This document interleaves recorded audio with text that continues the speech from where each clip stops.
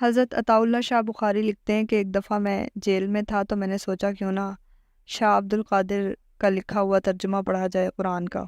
تو میں نے جیل میں وہ قرآن منگوا لیا اور شاہ عبد القادر کا لکھا ہوا ترجمہ پڑھنا شروع کر دیا۔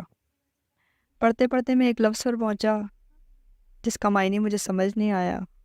سورہ اخلاص کی ایک آیت ہے اللہ الصمد، جس کا معنی شاہ عبد القادر نے لکھا تھا نراسترک، اور نراسترک چونکہ سنسکرت زبان کا لفظ تھا اور مجھے سنسکرت آتی نہیں تھی تو میں سمجھنے سے قاصر تھا اور بے چین ہو گیا کہ اس کا کیا معنی ہو سکتا ہے۔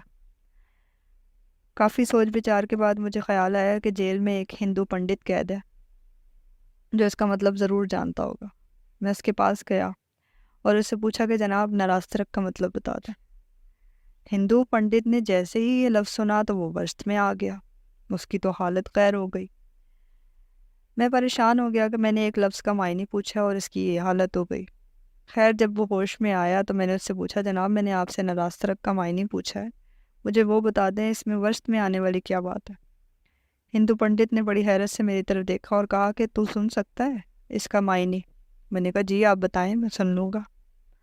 تو اس نے بتایا کہ وہ جس کا کام کوئی روک نہیں سکتا اور اگر وہ نہ چاہے تو کسی کا کام ہو نہیں سکتا۔ یہ مطلب ہے نراسترک یعنی کہ اللہ الصمد کا۔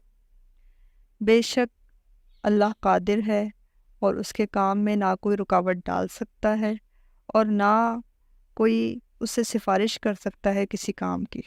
اللہ تعالیٰ پر بھروسہ رکھیں، اللہ تعالیٰ کے قرآن پاک کو اپنے دل میں سجائیں،